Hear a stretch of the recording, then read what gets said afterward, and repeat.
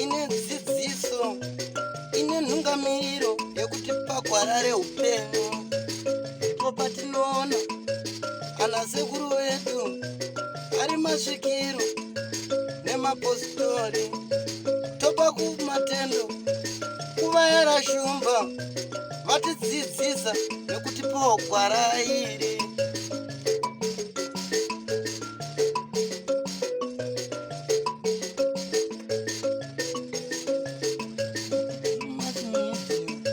Ndiyo ine dzidziso, ndiyo inotipa isu gwara reupenyu, ndipo patinowana vanasekuru nemapositori vachitipa gwara reupenyu, togopawo matendo kuvayera shumba vakatidzidzisa nezambuko racho, ndiwo akatipa vabatsiri ava.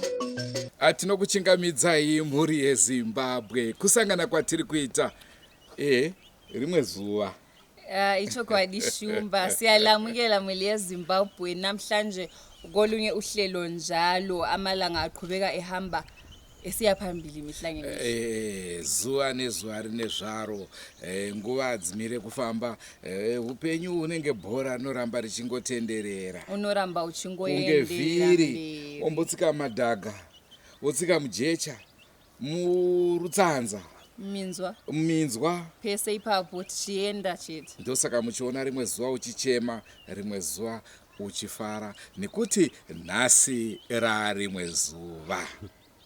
Nhasi uno tiri munzvimbo yeKwekwe, Midlands Province, uko tashanyirawo zvakare sekuru vane nhoroondo yavaroda kutipa yevashakabvu Mbuya Nehanda naSekuru Kaguvi.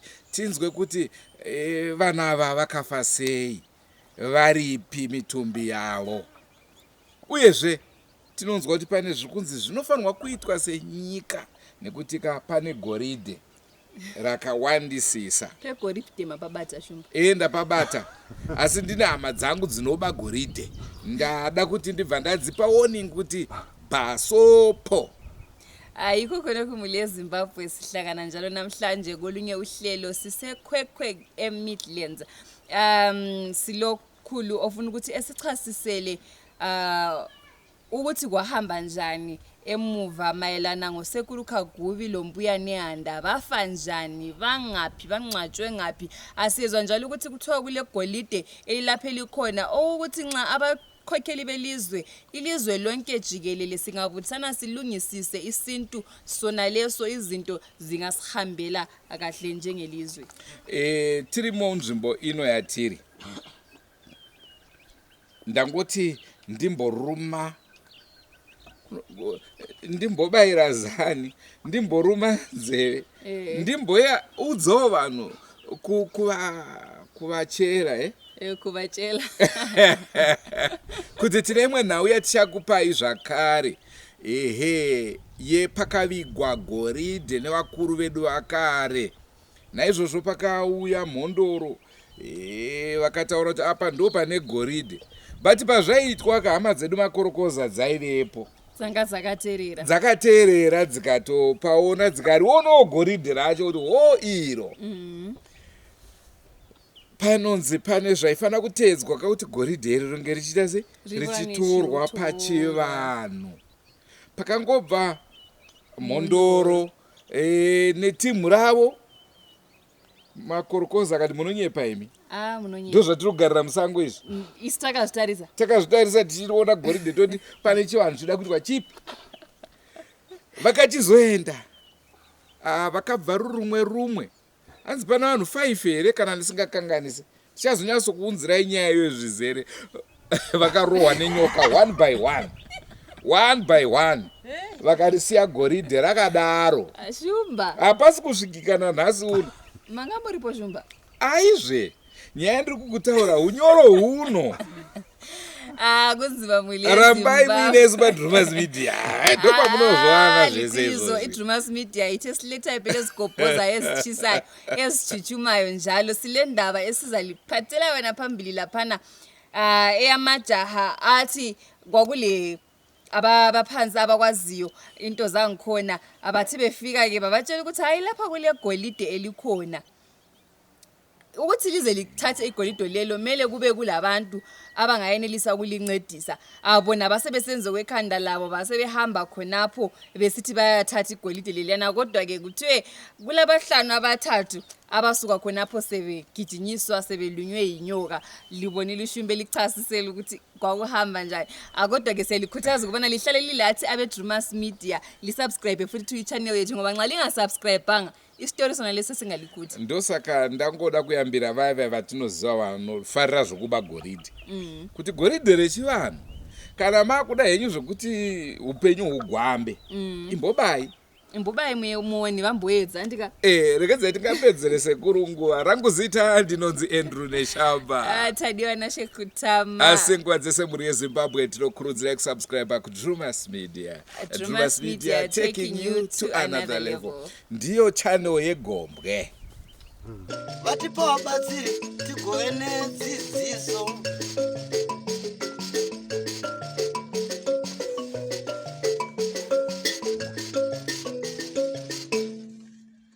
unganyime mpururu mushauna harangero tokumbira kakunemi naye mudzimire mabereka ana amutina mpururu kana mukanyayo mandibaya tokumbira gwara reupenyu.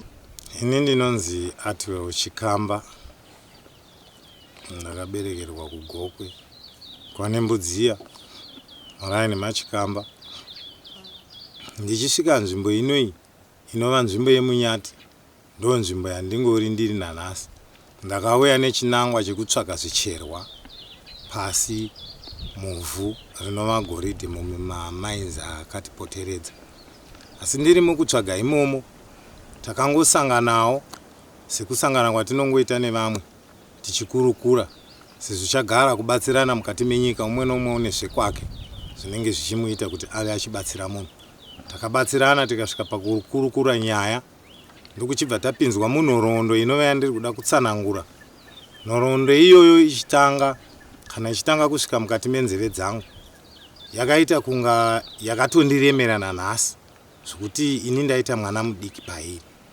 chikonzero nhoroondo iyi kana madzitateguru edu mamwe mazhinji akapera kutsakatika havana nhoroondo iyi zvenhoroondo iyi madzidzirwo atanga takaita nemaudzirwo ataitwa nemabudiro ayava kuita zviri kutaridza zvokuti zvatakanga tadzidziswa kumashure zvanga zvisiri izvo chaizvo ndozvatakutanga kuchiona saka dingindira remusoro wenhau yedu rinonzi chakavanzika chenyika ino chabuda pachena chakavanzika chenyika ino chabuda pachena zvichirevei matanho edu kana tichitaura kuchivanhu kunonzi tinofamba nezvinhu zvitatu nambuya Nasekuru vanove mbuya Nehanda asi harisiro zita ravo rekuti Nehanda madunhurirwa ivo vanonzi Chiwe ndo zita ravo rokuberekwa naro murume anonzi Kaguvi harisi zita rake anonzi Hazvibvi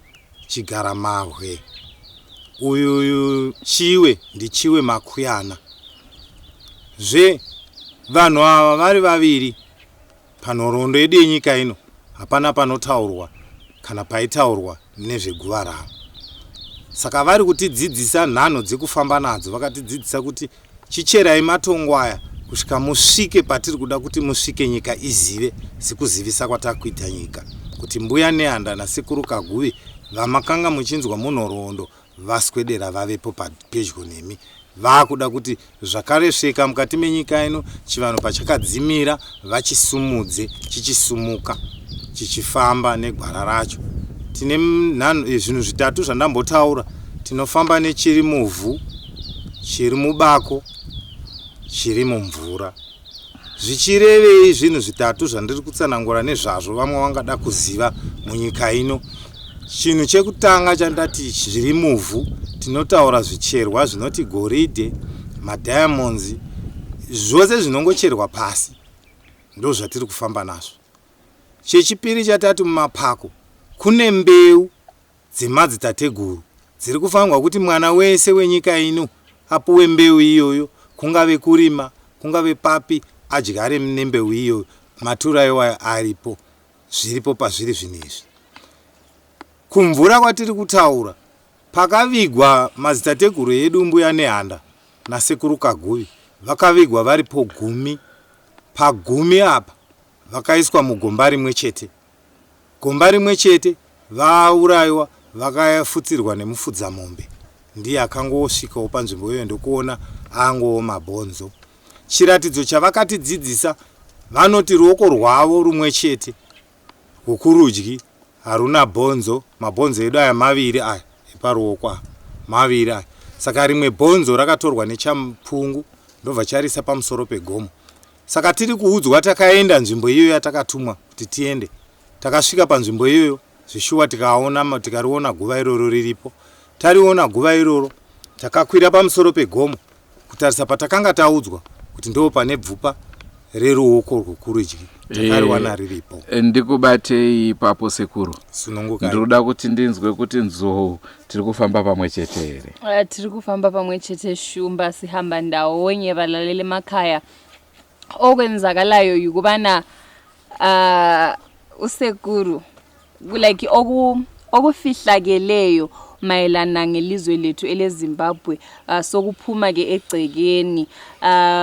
uSekuru Kaguvi, Mbuya Nehanda, lomunye amqambileyo kuyavumbuluka ukubana lapho abangcwatshwa khona, lapho kuthiwa abangcwatshwa khona kwangcwatshwa abantu abangayisibo, bona lapho ababekwa khona sebecela ukubana bekhitshwe befakwa endaweni eqondileyo. Asiyananzelela ukuthi kuthiwe amabizo abo ababizwa ngawo bekungavele kungayisiwo amabizo abo. Bebe lamabizo abo bona ngokwabo awokuzalwa, kodwa la amabizo ade ababizwa ngawo ngamabizo okuphiwa kuhamba ngemsebenzi yabo abayibambayo. Ngakho ke kuthiwe uMbuya Nehanda wakhuluma, waphuma ekhuluma enesithi nxa lifuna ukuba kwazi ukuthi liqiniso sibili lelo ukuthi lapho elimfake khona ayisikho, amathambo ami awengalo kuleli lodwa eliphezulu kwentaba. Ngakho ke uSekuru yakhuluma ukuthi balalela khonoko kwakuchiwo lilizwi, abahamba entabeni bafica sibili kule thambo elalingcwatshiwe khonapho. Uyatsho njalo ukuthi kusetshenzwa ngento ezithathu, basebenza phansi kwenhlabathi ongaba ligolide, ongaba ngama diamonds, besebenze ngokusemanzini phansi kwamanzi, besebenze njalo ngokuyabe kusemabhalwini okuthiwe inhlanyelo omele inikezwe munye ngamunye lapha elizweni leZimbabwe ukubana kube kutholakala ukuphuphuma lokuthuthuka kusetshenziswa zona lezi zinto.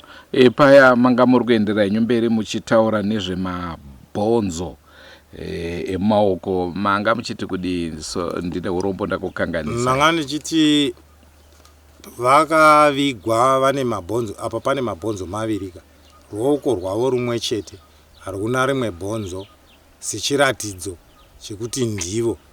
Rakatorwa nechapungu chikarisa pamusoro pegomo. Takasvikawo pamusoro pegomo paya tikariwana bhonzo riya riripo, asi uku kwaro uku kuende kuno rakuita sekuti rakushata nekuti nguva yareba. Ndo pavari kuti mhuri yeZimbabwe ndicheukeiwo, ndanzwa nekunaiwa nemvura, ndanzwa nekutsva nezuva, handina kuvigwawo mumhuri dzekwangu. Ndiri kudawo kuti vana veZimbabwe sezvo manga musingazvizivi nhasi zvabuda pachena. Saka naizvozvo chinditoraiwo panzvimbo iyi mundivige panzvimbo yangu. Zvakanaka zvese vochivhura. Hatiri panyaya iyoyo. Ivo vanotsanangura kuti pane mutsauko wandachida kuti ndisiyanise pana Nyakasikana naMbuya Nehanda kana kuti naChiwe. Nyakasikana anga ari tete hanzvadzi yababa vaNehanda anove ndiye Chiwe. Vachipinda munomo vakapinda muno vachibva nekumozambique. Vanoti takapinda musina munhu. Ndokugara nzvimbo yakatanga kugara Mamutare. Ndokubuda Mamutare yakunzi Mutare nhasi. Kusvika vasvika munzvimbo yeMasvingo. Ndoma vakazogara. Vagara vana kungosvika vachigara. Vanoti takafamba tichibva kuMasvingo tichienda kuDande. Nedande tasvika kuDande taitarisa kuti kune vamwe here vanhu vapindamo vari muno munyika vatingagare navo kana kuti tingangogara kuine vamwe vanhu vatova muno. Saka vaenda kuDande vaifamba netsoka. Vanoti takasvika tikawana kusina vanhu. Tikadai tichiteedza Zambezi, tikadai Gwanda, tikadai Matonjeni Dhura yakunzi Dhura, kwanga kusina vanhu. Ndobva tadzoka ndokuchigara. Takagara vanhu vakatanga kuuya vaive vanhu vapfupi pfupi. Ndo vanhu vakauya. Asi vanhu ava vakauya vaine ngari yekuti vaivhima, vaive vavhimi. Zvavaive vavhimi vanhu takagara pasi tikaonesana navo. Hatina kunge tichirwa. Takawirirana navo vakanga vachiita havo uvhimi hwavo. Vamwe vakanga vachichera mangura vachigadzira mapadza, vamwe vachigadzira mapfumo nemiseve, nokuti kare kwanga kusina zvatave nazvo zvinezvi zvakafanana namatractor, zvakafanana nemageji ekurimisa, asi ivo vaizvigadzirira zvavo vega. So Nyakasikana nditete. Pavakanga vaitwa mambokadzi, vakaitwa mambokadzi vanhu vati wedzerei uwandu hwavo kuwanda munyika inoi. Vakatonga kubva 1301 kusvika 1474. Ndo pavakazoshaika neurwere vachitsanangura. Vashaika neurwere ndo pavakachizouya wave semudzimu wavabukubuda pana Nehanda kana kuti pana Chiwe yanga yava mhondoro yenyika inoi. Saka ndo pataida kuti vanhu vanzwisise kuti pakasiyana kuti Nehanda naNyakasikana nditete nemwana wehanzvadzi. Njengokuzwisisa kwenu valaleli emakhaya, kuthiwe uMbuya Nehanda lapha akhona uyakhala uthi bantu beZimbabwe nxa kusenza ngicela phela likhangele linthalaze ngiyacha ilanga selinshisa izulu liphelela phezulu kwami, ngabe kuyayenza ngabe liyanthatha liyengcina endaweni enhle ukubana izinto lani zilihambele kahle. Bayachasisa njalo, sechasiselwa njalo ukuthi umahluko okhona phakathi kaMbuya Nehanda, uNehanda lo Chiwe okwakuyilo lalibizo lakhe lo wagcina sebizwa ngoNehanda. Kuthiwe uNehanda kwakungu-anti kaChiwe, kodwa wathi andubana esefile, wathi esephuma ke wavuka enguNehanda evukela kuChiwe, okwayenza ukuthi kwasuka kwasokudala ukulahleka kwakhona kwasokungcwatshwa uNehanda. uChiwe onguye engekho, amathambo akhe ephandle engagcinakalanga kahle. Tingayendelira yini? Tichibva ipapo basa iri tichiripuwa rinonziro nyika yose inofanwa kuti izive chakavanzika ichi. Kune fimbi dzasekuru naMbuya. Hati shure. Vasati vakuru vemadzishe vakasvika nevatungamiriri venyika, tikaenda panzvimbo kunovataridza, nzvimbo ine machembera, vane nzvimbo yavari kuti tinofanwa kuzoenda nemutungamiriri wenyika, titore zviripo zviuye mumusasa. Mumusasa imomo haisi nzvimbo imwe chete, dzinokwana nzvimbo 3 dzavari kuti yangu pfuma kana ndauya nayo haizi yangana ipfuma yavana venyika ino, ndo vandiri kupa. Vaya vachandibira muchavaona vazhinji vachapera kufa, nokuti yangu pfuma haibiwe, ndati iraramise vana vemuno munyika. Kune mari iri kutarisirwa kuti mari iyoyo izoshanda. Vazhinji vamwe vakamboiona, vamwe havasati vaiona. Kune matura emari dzekare kare kudai vachangopinda kana vapakati. Mari idzodzo dzine mahalf penny, matike emapfumo, mari ndo mari dzavari kuti ndiri kuda kuti mutange kushandisa mari iyi, kwete yamuinayo. Ndoda kuti mushandise mari iyi. Upfumi hwegoridhe hwatiri kutaura, vane nzvimbo dzakawanda dzavari kuti ndoda kuti musati mandibvisa apa ndiratidze nyika ino kuti upfumi uyu ndakupai, chiitai izvi neizvi neizvi, asi yangu ndoteverera ndega, ndichiona kuti masvitsa here kuvana. Shumba makamboinzwa here nyaya yegoridhe riri kunzi riri mubako riri muhari? Ehe, iri kunzvimbo iyoyi inei zvakare. Inzvimbo iyoyi inozvekare kwenyoka iri kunzi inenge yakagara ipapo. Nhau iyoyo garai makaitarisira, tichanyatso kukupai nhau iyoyo zvizere. Kune vatingati vacheri vegoridhe, makorokoza, akanzwa kuti apa ndo pane ushe, ndo pane goridhe rakavigwa. Naizvozvo vakada kuenda kunoritora, vakatandaniswa nenyoka, vakarumwa nenyoka. Zvatiri kutaura ndezveunyoro hunoka izvi. Zvakatoitika apa zviri kunzi pari kudiwa madzishe futi kuti nyaya idzi dzigadziriswe. Asi kunyanya verudzi rwacho rune upfumi ihwohwo. Mongotambirawo mudhuze kuda, vanogona kuzongotiwo kuda zvingagadzirisika.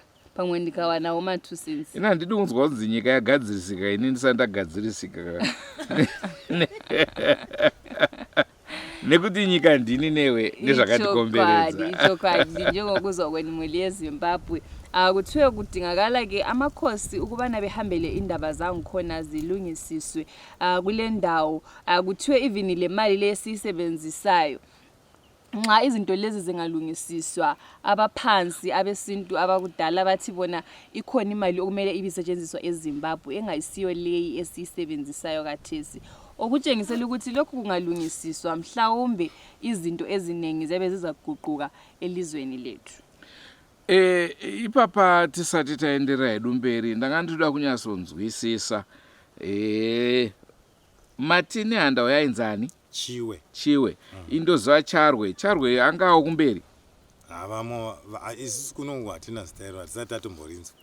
Zita ratiri ratakapiwa nderekuti ndinonzi Chiwe. Saka pakugadzirisa nyaya idzi muchange muchirota zvekare kana kuti vaya vaikubatsirai ndovanosvikirwa? Kana vakange vangouya vacharumbira neutedzani hwavo kumadzishe nevatungamiriri venyika, chinhu chekutanga kunovaratidza pavakarara. Voona tichidzika ikoko, tichadzokera tichienda pamusasa. Tiri pamusasa ipapo tichamuka koedza tichinanga padura rimwe chete ratanzi tiende tinovaratidza vakuru venyika varipo rotorewa. Pane zvinoitwa ipapo pamari ipapo. Iyi yamanga muchitaura haiziri kure kune iri kunzi yellow snake, inyoka. Nyoka iyoyo pane goridhe benyu, asi vazhinji vapererapo. Chikonzero havasi kuziva zvinodikwapo. Varidzi venyika ndo vatiri kutaura nezvavo. Ndo vari kufanirwa kuenda ipapo. Vakasvika ipapo pari kuti isusu chetu yakatonzi pane nyoka yapedza vanhu, hatirumwi nenyoka. Zvepoto zvinzwisisa tinenge taudzwa, toita zvavari kuda. Totora vakuru venyika varipo, zvoenda mumusasa sekuuya kwamaita mungadai muchizviona zvakati kata zvisina anotora kana anoba pasina, nokuti zvine varidzi ndopo vochiti iyi mari itai zvakati, iyi mari itai zvakati, iyi mari itai zvakati. Pfuma iyi nyika yose vari kuti ndiri kuda kuti nyika yese izive kuti ndauya, kwete vamamuchinzwa vaitei kuvana vangu vemuno munyika. Hapana. Saka ini muridzi ndauya, ndakuchida kuchitaridza kuti ndini wamanga makagarira, wamaitaura munhoroondo. Ndakuchida kupai zvinhu zvangu, maturo angu aya, kusvikira nyika ino yanaka yese. Hapana anozochema nzara, hapana anoti hana mari, hapana anoti hana pfuma. Ndakukugoverai zvakaenzana. Changa chichita kuti ndide kubvunza kuti Nehanda achiri kutaura nezvake ndiye Charwe here atinonzwa, nekuti tinonzwa zvakare kuti musoro wake uri kunze kwenyika. Apa isusu nhoroondo yamuri kutitaurira ndeyekuti Madzviti ndio akauraya Nehanda. Hatichazive manje, taakurasika kutaika chaiko, hatichazoti tiri papi chaipo pamuri kutaura. Hamaita zvakanaka, ndinoda kuti ndipadzokorore zvakanaka ipapo. Nehanda uyu watiri kutaura kuti Nehanda wandiri kuti Chiwe, nhoroondo yake yekwaakabva nako, akabva kuMozambique, kwakabva Nyakasikana, vachipinda munyika mupi? Muno. Ari kutsanangura kudaro, anoti handina murungu vemabvi marefu vakandibata, musavapomedzera mhaka isiri yavo. Ini ndakaurawa namadzviti, taenda kunoti tiyanane tigarisane. Saka vanotaura havo kuti Nehanda musoro wake wakazoiswa uku, iyo ndeimwewo nyaya yatiri kutotanga kutoinzwa. Asi ndiri kuti nyika izoziva chakavanzika ichi kuti chibude pachena, hunge utungamiriri hwandambotaura hwauya hwasvika panzvimbo iyi, vozochiona kuti hau musoro waNehanda haupo here. Muchiona chuma chiri mukati memaoko ichi, ndo chuma chavakataura kuti ndo anonzi Nehanda mukuona akapfeka ichi ndini, kwete ininika ayo iye. Ane chuma ichi, ane chemuhuro, ane chemumakumbo. Saka nepo kana vasina zvinhu izvi zvisimo umo mandiri kutaura, vanhu vasataura kuti Nehanda aierei, baba vake ndiani, uye vakagara papi. Ndo nhoroondo inofanirwa kutsanangurwa kuti nyika inzwisise.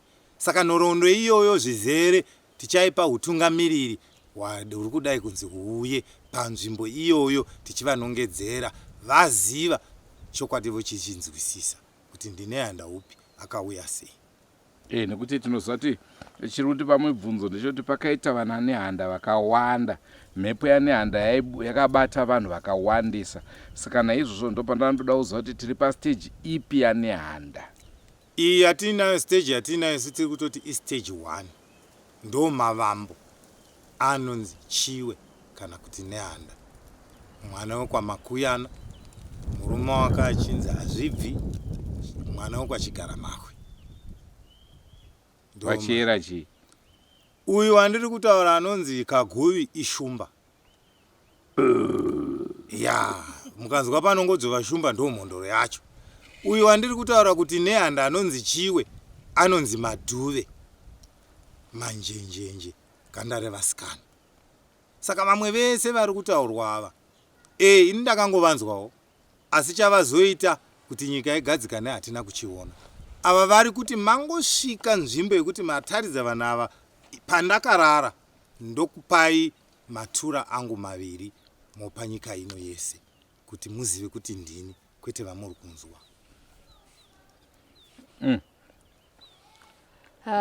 Kunzima. Pamatura ndaona nzedzenze yasokwira mudenga sokunyazoteerera. Ngathi kuyadida okuyinto kwakhona. Ngoba emuva silabo abanye oNehanda ebesibazwa, njalo silabantu abaningi ade befikelwa, ade bephuma idlozi la kaNehanda likhuluma lisithi mina emuNehanda kunje. Ngakho ke sisuka sibe singasakwazi ukuthi okuyikho yikuphi. Kodwa ke ngokuchasiswa okwenzakalayo lapha ke kuthiwe uNehanda uthi yena nxa lingayenzi abakhokheli belizwe lamakhosikazi bengafika lapho engithi befike khona, angizavula ke igolide elizatholwa elizamukelwa umuntu wonke munye ngamunye oselizweni leZimbabwe, okuzaba yinto ezatshengisa ukuthi ngempela hayi yimi oweqiniso njalo sengibuyile elizweni, njalo iyabe Nthembu yabe sejabulela khona ukhana ukuthi njani uselungisisiwe lapho angcwatshe khona wakhitshwa wafakwa lapho alungele khona ukuthi ebe ekhona. Ndichatota kuti ndinzwe kuti kana goridhe rogoyiwa ritangweni kuvaira shumba. Tinogona kutanga kuvaira shumba sezvo aiwa kana kuti kuna namanjenje atichazivi. Ameno kana muchine mamwe mashoko amungade ku panandoda kupedzisa hangu ndepekuti chikumbiro chiri kukumbirwa naChiwe naZvibvi vanoti madzishe achiuya anofanirwa kuuya nevakadzi vavo vanonzi vahosi, kwete mukadzi wechitu. Kwete, ndaramba ndiri kuda vahosi.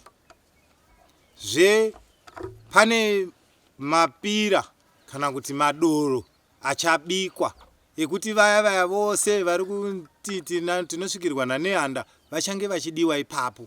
Bira iro richaitirwa pakati penyika ichabata ameno kuti kubva uku kunobuda uku, kubva uku kunobuda uku, munhu wese anonzi mondoro anodikwa ipapo. Ndo pachabvunzwa nhoroondo yekwawakabva nako iwe, ndo pachabvunzwa zita nechakakudya, ndo patichada kuziva kuti wakabereka ani uchibva kupi. Isu makombwe tinodiwawo. Zvakanyanya. Munodiwawo zvakanyanyisa. Hapana ari kurambidzwa pabira iroro. Bira iro harina ari kurambidzwa. Riri kudiwa munhu wese. Anongonzwa kuti ndakasununguka anouya kubira iroro. Mudzimu ukabuda midzimu ndo inovhunzana. Ichokwadi ichocho. Muri Zimbabwe ndicho chirongwa chatanga tinacho zuva ranhasi. Ndofunga mavanzwa sekuru zvavataura tonga itinzwe. Ndinoziva kuti kuna madziro komiti. Madziro komiti yatogara pasi. Yatokonkluda kudhara kuti zvine musoro here kana kuti hazvina vatotonga. Inyaya yekuti tine zvimwe zvekumashure shumba yamazimbabwenzi kudzidza takadzidza. Asi chabuda we. Hapana, ichokwadi. Nithembalizizwele muli yeZimbabwe. Usekuru echasisa lizayijaja kuyini. Libona ukuthi okukhulunywayo kuyabambeka yini kumbe akubambeki. Siyakwazi phela bakhona abanye abazithi bona bafundile baqeqetshile bayazi yonke into. Liza kubona likuhluze likuhluzisise lani libona ukuthi kuhamba njani kanjani kuhamba njani khonapho. Zo. Chirongwa ndicho chatavapa. Chasara ezvinezvi kupinda mumugwagwa. Uhlelo ilolo lolo siliphathelele na muli yeZimbabwe siyalikhuthaza ukubana lisubscribe to YouTube channel yethu Drewmas Media. Drewmas Media taking you to another level. Muyera shumba. Muyera nzo. Ngatisangane mune zvimwe zvirongwa. Goodbye my friends. Goodbye my friends. Wakamboonana tichazoonana nerimwe zuva hama dzangu. Goodbye my friends. Goodbye my friends. Wakamboonana tichazoonana nerimwe zuva hama dzangu. Ini ndokwenda kubasa kwangu. Iwe makiwe mkaranga.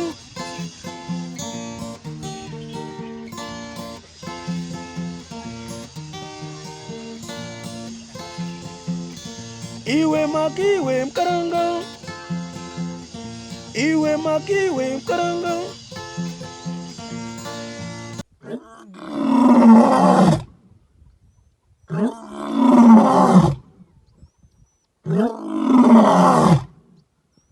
No.